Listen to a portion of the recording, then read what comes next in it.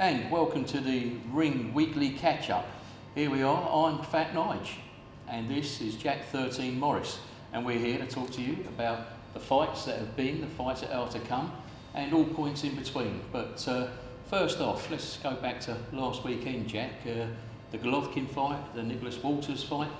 First off, Golovkin, you know, once more, stunning result. What's your feelings?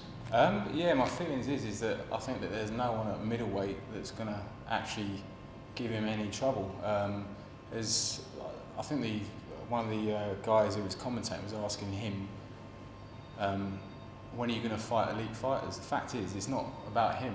It's the elite fighters that want to fight him. Yeah. You know, there's rumour about him going down. There's rumour about him going up. But I mean, he's taking guys out with such ease. I mean, he's a very, very special talent. And what's your feeling about the weights? Because wasn't there a weight discrepancy this week with the boxers? Like I say, was it Rubino slightly heavier than probably what was looked upon? I wouldn't look too much into that. I mean, the thing is with Golovkin, I believe he can go down. Yeah. He reckons there's enough space in his body to go down and go up. The fact of the matter is, I don't see anyone definitely not touching him at light middle. Super middle, you know, it'd be a great fight with our very own Carl Froch.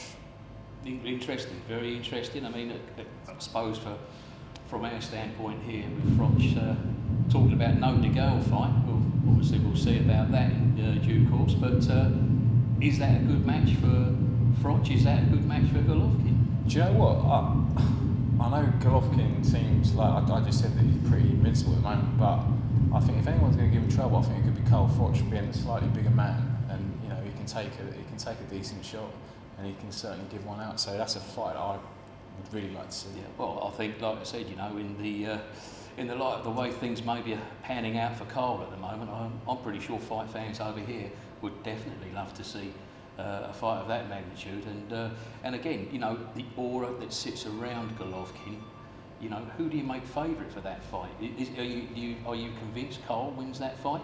I think it's an even fight. I think you'll have a lot of people from the UK fly to Vegas for that. Froch wants to fight in Vegas. I think that's a natural match. If the promoters can get together, I mean, that is a match that Froch could end his career on. You know, and come out of it with win, lose, or draw. He can come out of it with his head held high after what he's done. It's almost ultimate legacy then for Carl, you know. And well, let's hope, like I say, that Carl does get the match that he's looking for, and like I say, one that cements him, like I say, fully into the history of the boxing here that you know, we've seen for, like I say, a number of years now. And like I said, you know, he's never ducked anybody. But you know, talking about ducking and stuff like that, who are the guys that you feel that are maybe on the run from Golovkin? I mean, Cotto obviously springs to mind.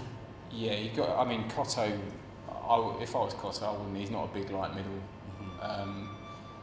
You know, again, I don't think Canelo Alvarez is at all interested in that fight. To be brutally honest, there's no one at light middle. There's no one at middle.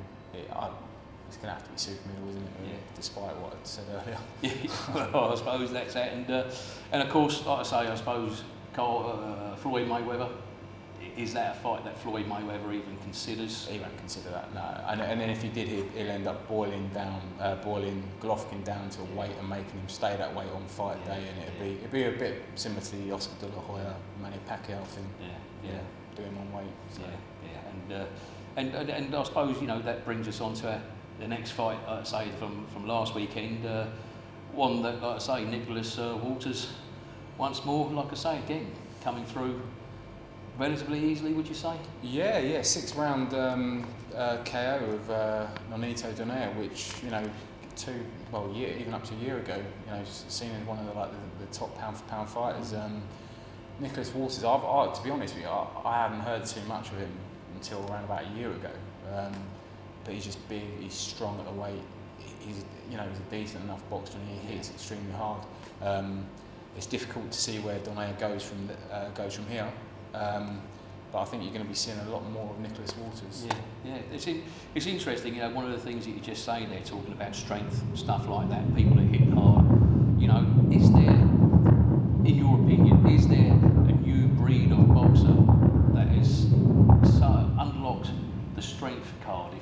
you know. I mean, in the past, I suppose, especially, I guess, in this country here, take away Adam Booth, and a lot of the training methods are sort of like for fitness, yeah? You know, you look at some of these guys now, they're strong, they punch really hard. You know, are these guys specialist one-punch finishers? You know, I'm talking Golovkin now, and I'm talking, like I say, Nicholas Walters. You know, is that a trend that's going to continue? And yeah, I mean, you got to look at Golovkin. He had a great amateur record career. I think what he does though, he refines the basics very well. He doesn't do anything too flashy. I mean, it's like anything you do. If you do the basics well, you're going to go a long, long way. If you do the basics well and you can punch hard in boxing, you know, as I say, like Golovkin, it's do whatever he really wants to do. Yeah, well, I mean, let's face it, you know about strength, you know about conditioning, you punch quite hard. So, again, you know, I'm going to put you into that little mix there, you know, with these guys that are maybe learning one or two things a little bit differently about training methods. And while we talk about training methods, it's not a bad time to look at something maybe nutritional to help your training. It's me, Fat Nige.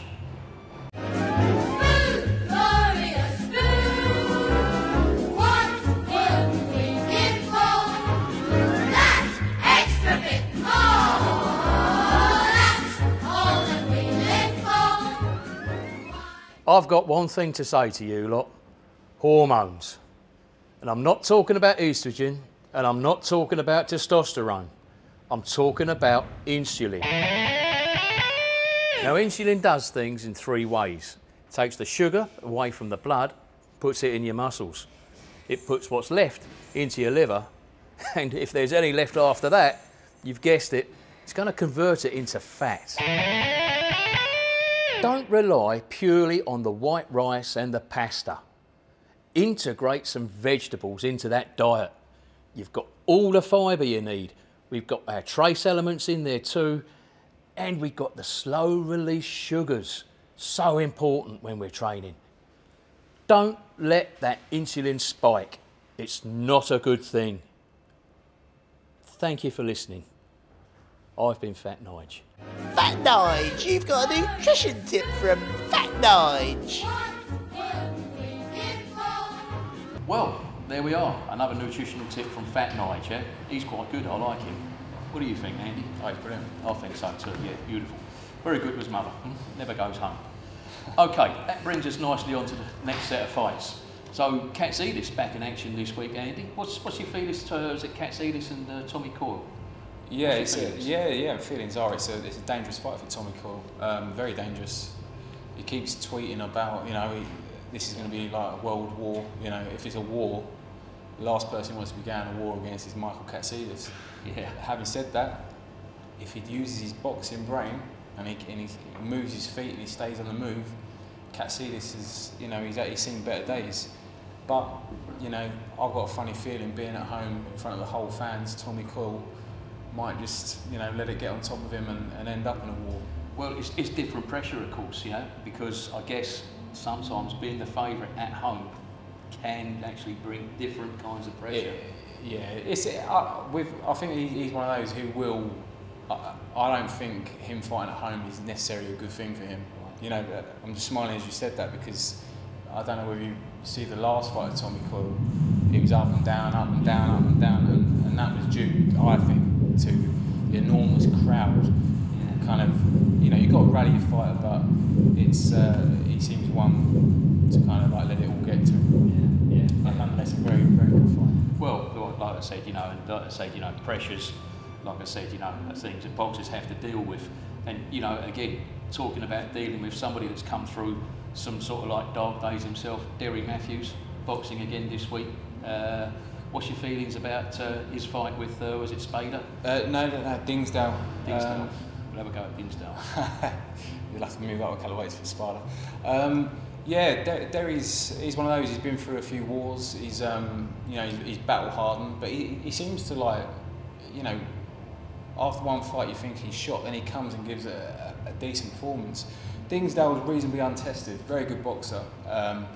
But again, I think it might be a little bit too much too soon for Adam Dingsdale against Derry Matthews. I expect Derry Matthews to come through quite comfortably. And of course, like I say, Matthews has always been a nice boxer, like you say. So are you expecting a good boxing match there, or are you expecting a short night for one of them? I'm kind of expecting Derry Matthews to kind of finish the fight sort of mid to late rounds, just with his experience, and you know, he hits pretty hard as well. Yeah. And I suppose bringing us on to sort of like Spader, who we are going to talk about now with what's his name, Martin Murray there. So where do you see that ending up? That's a Martin Murray win all day long. I don't know whether it be points or a mid to late round stoppage again. I mean, Dominic Sparta, he'd been over against Darren Barker. I think that was at the Olympia, I think. It was Olympia. Yeah, which Barker sort of handled him comfortably a few years back. So I see Martin Murray, you know, having a comfortable night. It's just where is his career going at the moment? He's having a lot of these fights that are kind of European sort of. I wouldn't say domestic because obviously it's an international opponent, but it's fringing around this like midsection, you know. I mean, that was one of my next questions. You know, where is Martin Murray now? Because he's had some fantastic results, and not just results, you know, domestically. He's travelled and got results as well.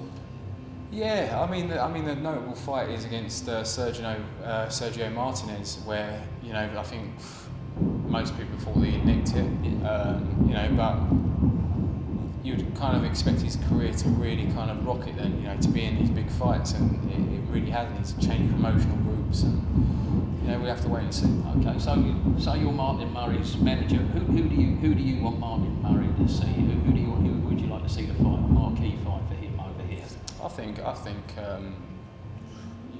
to be looking at Billy Joe Saunders. You've got to be looking at Matt Klings. It's all over here. That's, you know, the next level from the Dominic Spartas, and then move on to a world title.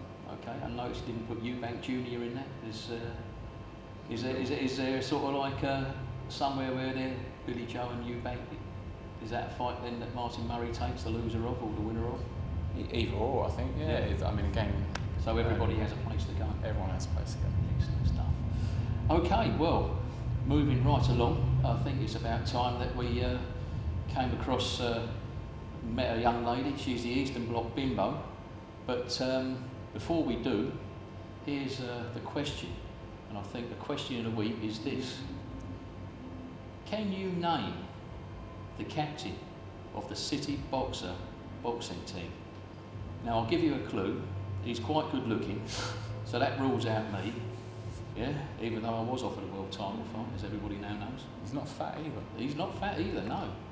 But the captain of the City Boxer boxing team here, based at the ring, if you can name him, you can win what this young lady's wearing right now. This is the Eastern Bloc Bimbo. Hello everybody, I'm from the Eastern Bloc.